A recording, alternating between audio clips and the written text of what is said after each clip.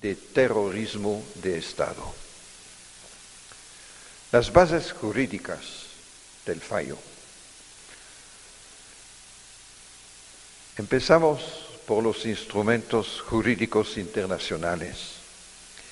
La comunidad internacional ha venido construyendo un marco jurídico representado en el derecho internacional, suscrito en su mayor parte por el Estado colombiano.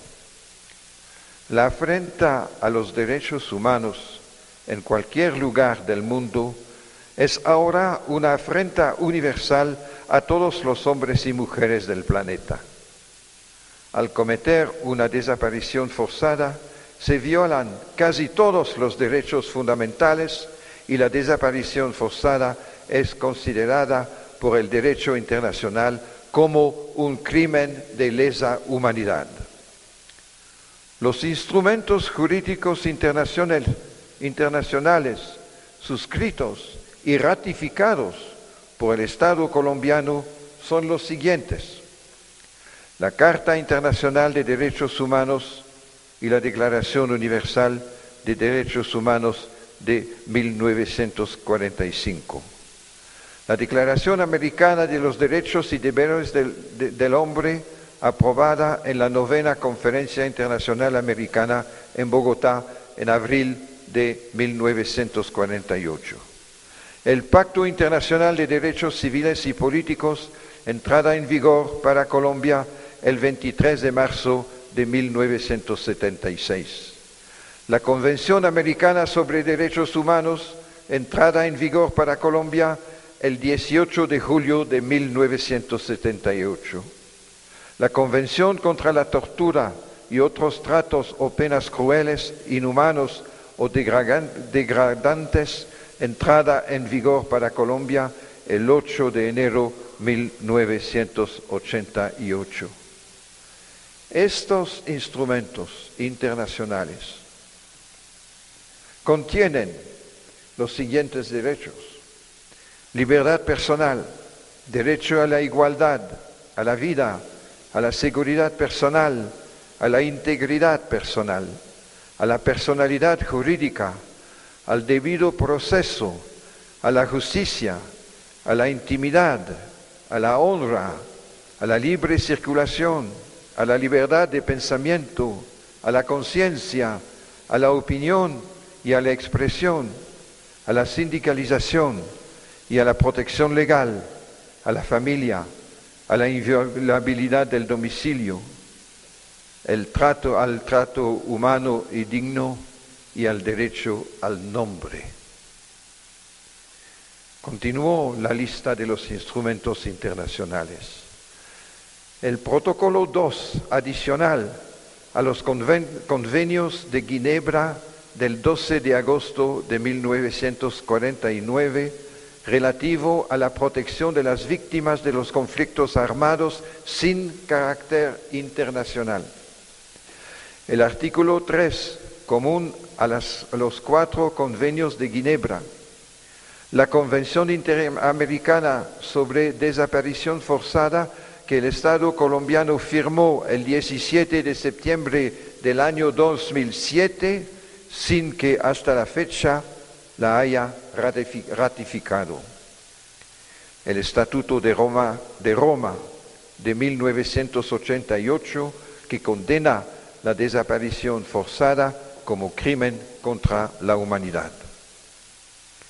Pero también existen instrumentos jurídicos nacionales, que son la Constitución Política de Colombia de 1991, la Ley 589 del año 2000, regulando los delitos de desaparición forzada, tortura y genocidio, y dictando otras disposiciones a este efecto.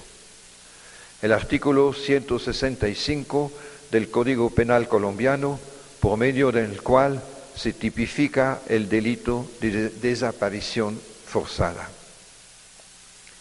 Frente a esta base hemos recibido los testimonios. El contenido de los testimonios, los casi 50 testimonios de las familias de víctimas recogidos durante las sesiones del tribunal cubren los años 80 y 90, pero incluyen también casos recientes de los años 2000 a 2007.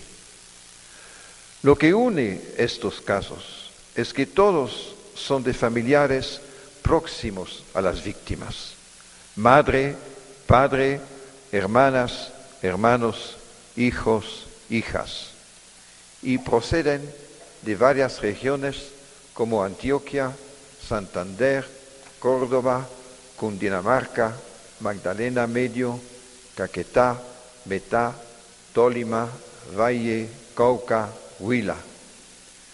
Muchos de los casos provinieron de Antioquia, uno de los departamentos laboratorio, según los testimonios, donde las cooperativas de seguridad Convivir fueron patrocinadas, creadas y reglamentadas por la gobernación departamental.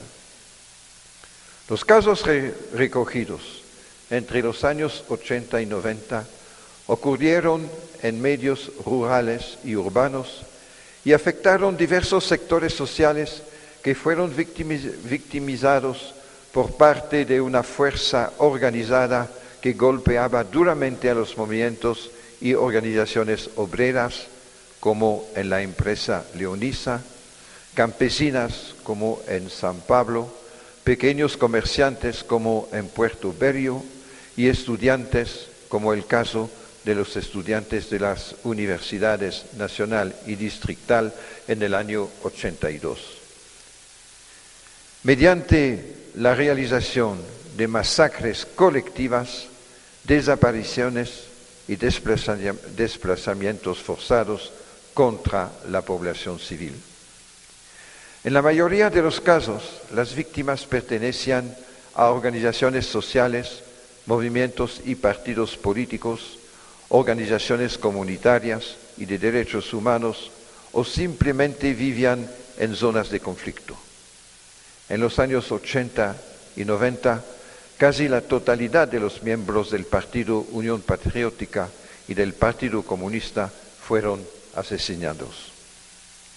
Sin embargo, todos los hechos citados ponen en evidencia, por su carácter sistemático, su intensidad, su constancia y continuidad, que la población civil constituyó el blanco principal, sino exclusivo, de los ataques de los paramilitares con el aval de las fuerzas regulares.